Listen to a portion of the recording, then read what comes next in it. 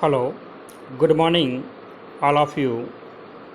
Today we discuss the controlled release drug delivery system or sustained release drug delivery system. The first point is fundamentals of controlled release drug delivery system.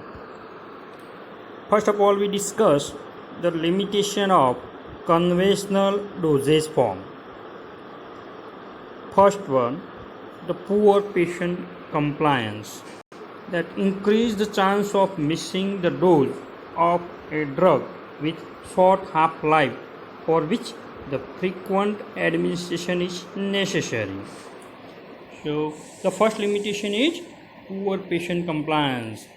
Sometimes the patient miss the dose because in conventional 3 times a day or 2 times a day dose is required. So because of that the patient miss the dose. So that is the poor patient compliance. Second is a typical peak plasma wavy concentration time profile is obtained, which makes the attainment of steady state condition difficult. That means if we see in plasma concentration time profile, there is a two level, maximum effective concentration and minimum effective concentration. So here in a conventional drug delivery system, if we took 3 times a day or more dose in a day, then a typical peak wavy plasma concentration time profile is obtained.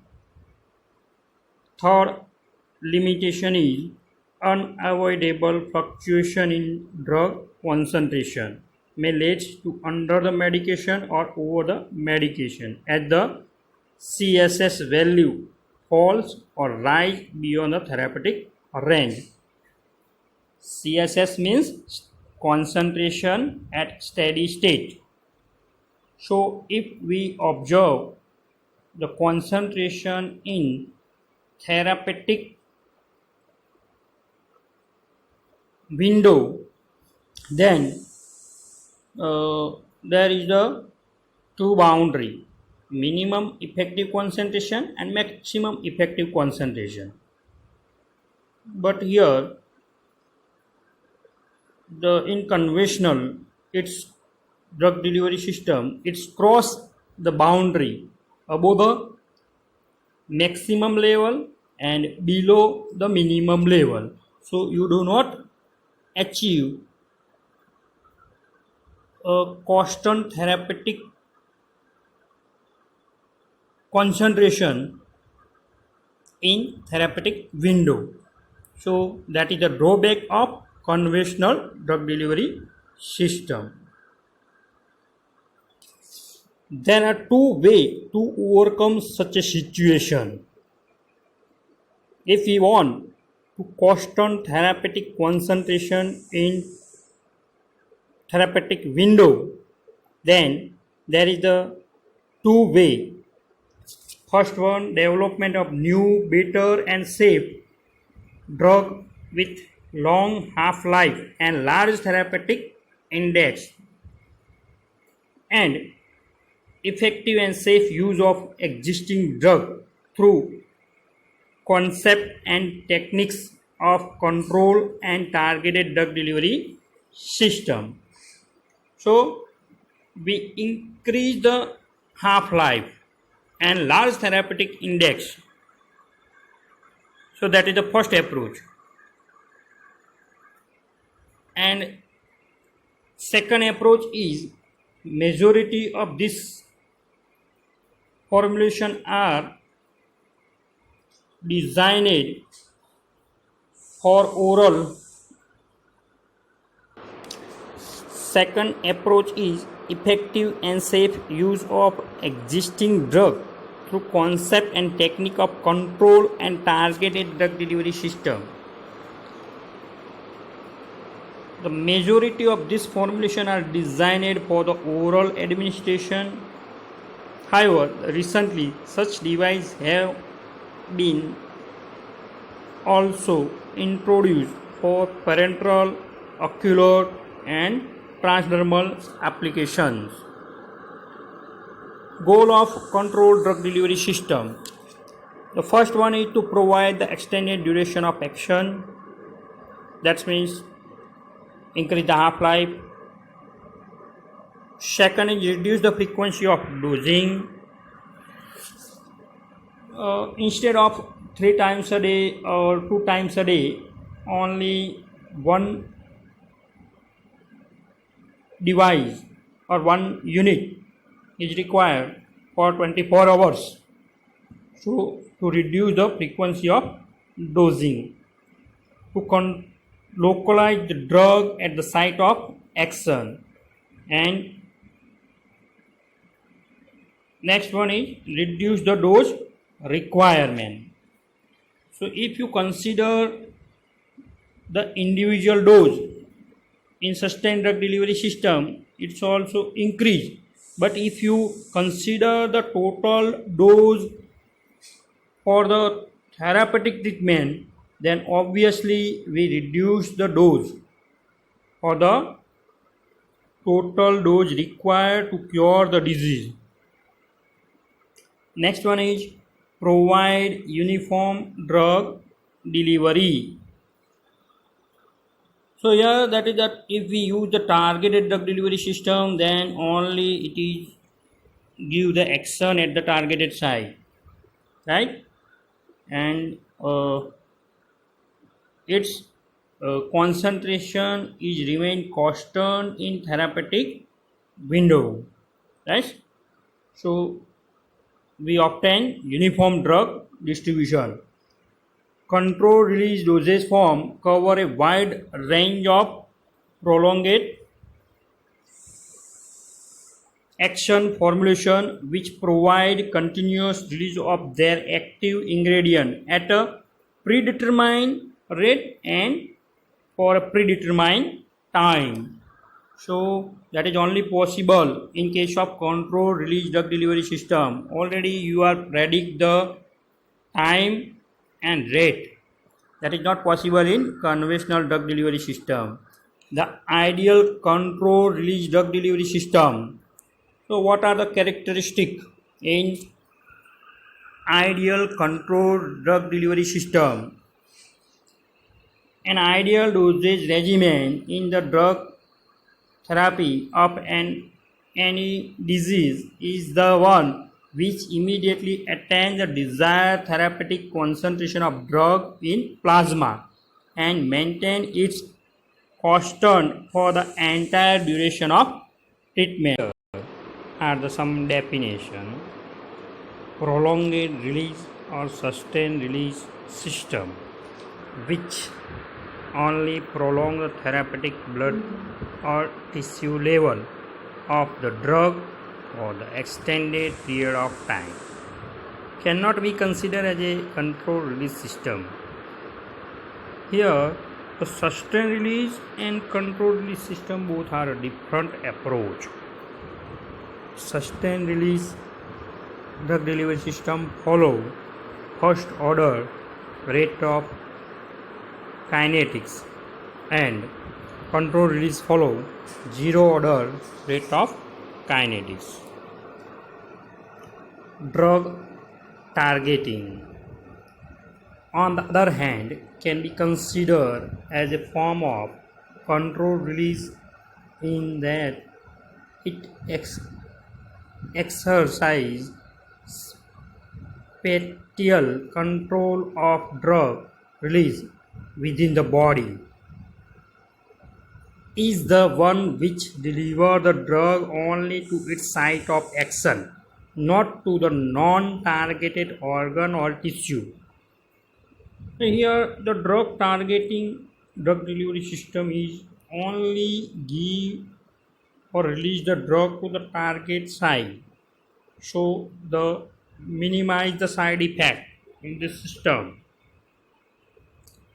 Okay, since the rate controlling release and drug targeting represent totally separate delivery approach.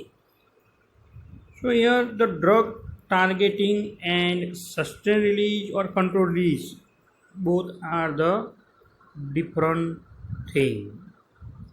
In order to maintain a constant drug level in either plasma or target tissue, release rate from the controlled release system should be equal to the elimination rate for plasma or targeted tissue, right?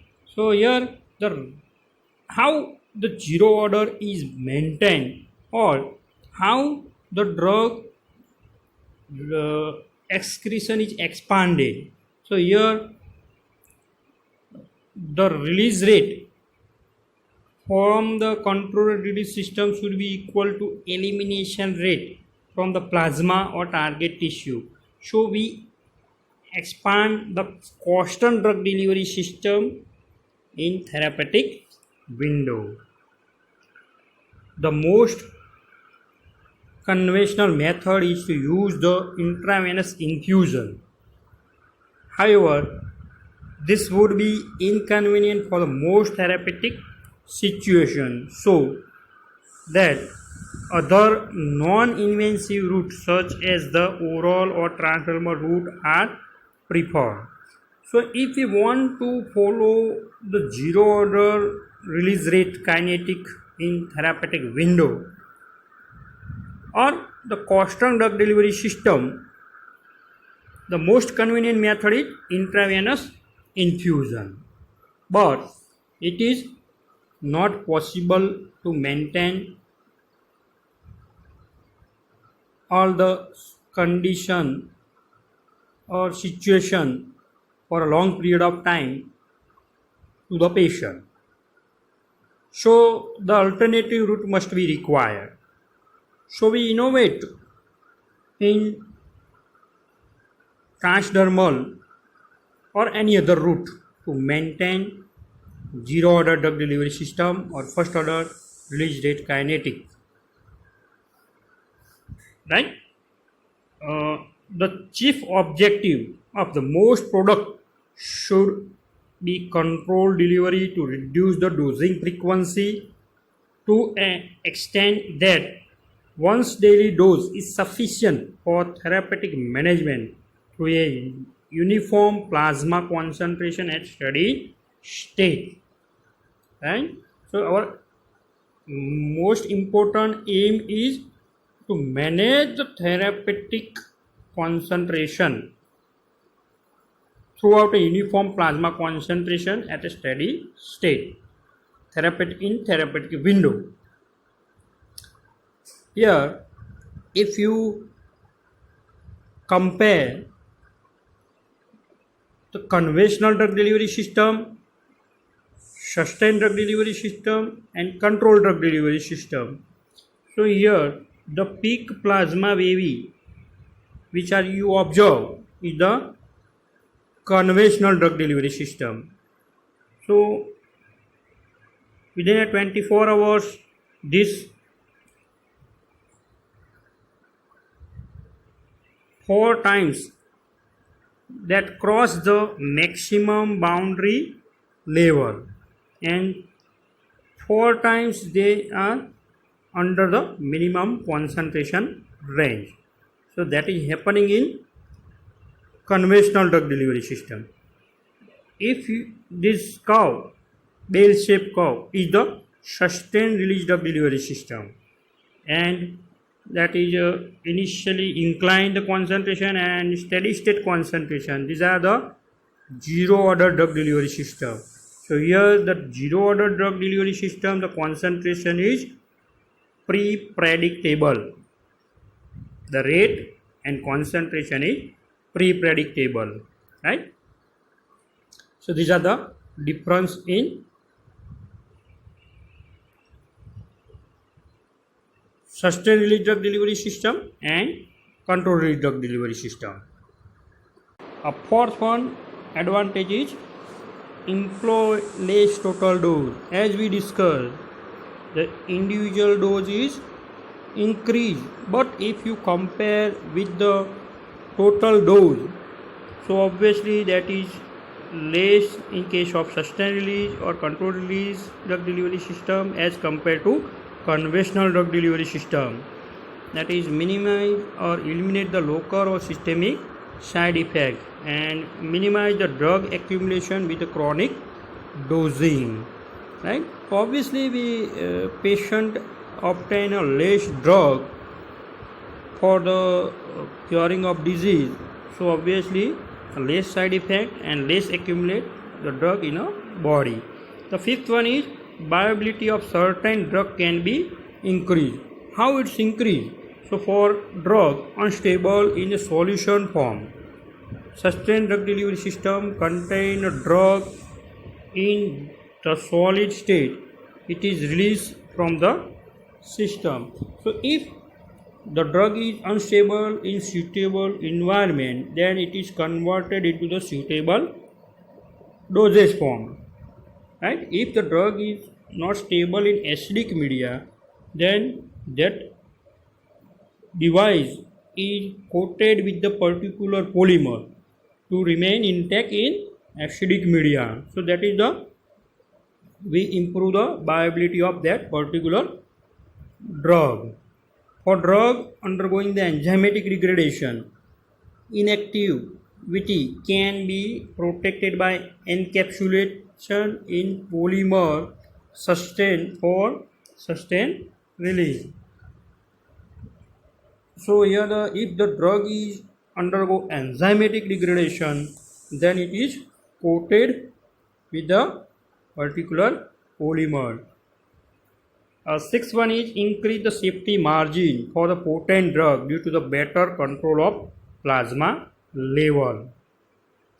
So increase the safety margin of the potent drug, right? So here in potent drug, if we maintain the constant concentration through in therapeutic window, then it is best, it is safe for patient. Next advantage is reduction in the health care cost to improve therapeutic therapy, shorter treatment period, less frequency of dosing, and reduction in personal time to dispense, administer, and monitor patient. So here if you compare with the conventional drug delivery system as compared to that, the healthcare cost is decreased in case of sustained or controlled drug delivery system, right? Okay, we discussed the disadvantage in sustained drug delivery system. The first one is flexibility in adjustment of dose regimen is limited as compared to conventional drug delivery system. We are not break down the device in case of control or sustained drug delivery system, right? So in case of conventional, we break down these tablets in converted into the two dose by breaking the tablet with the given line, specified line in case of tablet. So that is not possible in case of sustained drug delivery system. We are not cross this doses form. So that is flexibility in dose adjustment is not done in controlled drug delivery system. Control release form are designed for normal population on the basis of average drug biological half-life. But what is happening in case of disease, hepatic failure patient or kidney failure patient? So the drug release pattern are calculated on the basis of normal population, but that is altered in case of kidney failure or hepatic failure, right? So these are the drawback. Third disadvantage is economic factor must be also assessed. since more costly process and equipment are involved in manufacturing of many controlled release dosage form. That is requiring special coating in pellet on coating on pellet. They require special equipment, right? So obviously, if we use the sophisticated equipment for the coating, the cost of that product is increased. Increase the potential for first pass metabolism. Increase potential for first pass metabolism. So here in first pass metabolism, as the in case of oral drug delivery system, as the drug is released out from the device, it goes into the liver. So in the liver, the enzyme are present, so it's destroy the drug. So there is no saturation point or occur in case of first pass metabolism. So totally the drug are destroyed in liver, right? So that is the problem in sustained drug delivery system. Removal of drug is difficult in case of toxicity, poisoning, hypersensitive reaction. The administration of sustained release medication does not permit the prompt termination of therapy. So that is the drawback. In case of transdermal, we are stop the drug delivery system immediately after allergic reaction is occur. In case of conventional drug delivery system, in the most of the drug give the action up to the 3 hours. So after the 3 hours, it is possible to stop the therapy. But in sustained release drug delivery system or controlled release drug delivery system, it is up to the 24 hours. So we are not remove the drug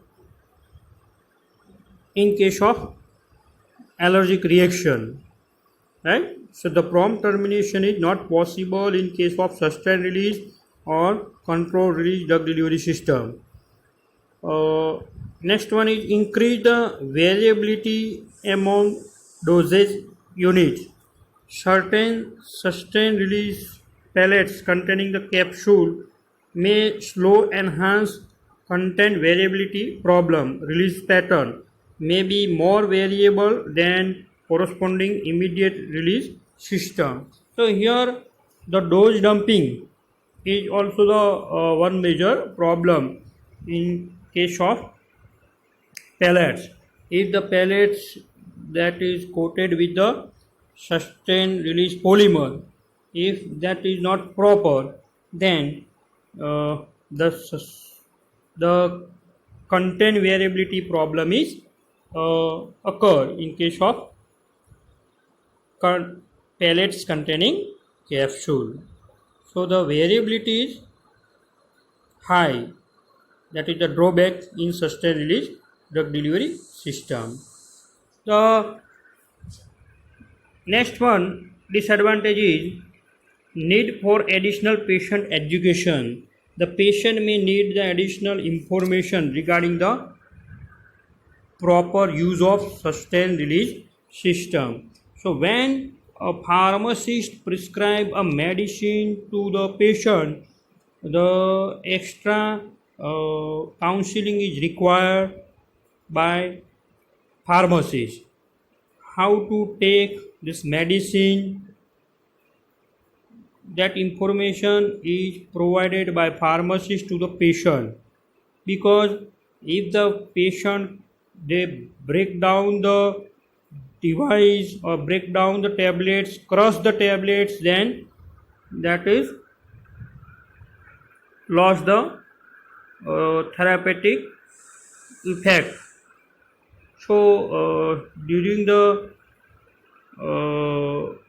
prescription of sustained release drug delivery system or controlled release drug delivery system, the additional counseling is required. Okay, 10th, disadvantage is not all the drugs are suitable for the formulation as prolonged action medication. Here are some characteristic and drugs are given. In case of that, we are not prepared the sustained release drug delivery system. No absorption from the lower intestine. No absorption from the lower intestine. For example, riboflavin and ferrous salt. So here that riboflavin are not absorbed from the lower part of the intestine. So do not prepare the matrix tablet or do not prepare the any dosage form which is absorbed at the lower part of the intestine, right? So we are use the another alternative way in case of that type of drug.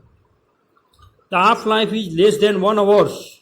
For example, the penicillin and furosemide, which have a half-life less than 1 hour, means the very short half-life, then dose required is very high. So you are not prepared the sustained drug delivery system, because if we take a more dose for the preparing a one sustained device, then it is difficult to swallow by the patient. If the half-life is less than 12 hours, for example diazepam and phenytoin, so here the half-life is 12 hours, means 24 hours the drug is released in the body. So here it is already sustained drug delivery system. So no need to convert that drug into the sustained, because it is already sustained drug delivery system. The dose required greater than 1 grams, for example sulfonamide, then do not prepare sustained release drug delivery system, because here if the in case of conventional tablets the drug dose is greater than 1 gram, and if you convert into the sustained, then dose is approximately 1.5 to 1.7 grams. So it is difficult to swallow by the patient, because that is the only weight of drug. Then what about the other excipient? So if we consider the dose of particular tablets by greater than 1 grams of drug, then it is about 2 gram or 2.5 grams tablet size or device. So it is difficult for the patient to swallow. No advantage of no advantage of SRF, that is griseofulvin is the example. So that griseofulvin is already a sustained release system, so do not convert into the sustained drug delivery system. Here the 11, that is disadvantage is very insoluble drug whose availability is controlled by the dissolution. For example griseofulvin may not be benefit from the formulation of sustained release formulation, because the griseofulvin is already released slowly. Drug dissolution is very slow, so it is already sustained drug delivery system. So no need to convert into the sustained release drug delivery system. The 12th is, before producing with this design of SRF of an appropriate drug, the formulator should have to know the pharmacokinetic and pharmacodynamic of the drug that must be correlate with the drug blood level. So the pharmacist or the person which have sufficient knowledge regarding to the pharmacokinetic and dynamic is only prepare this medicine.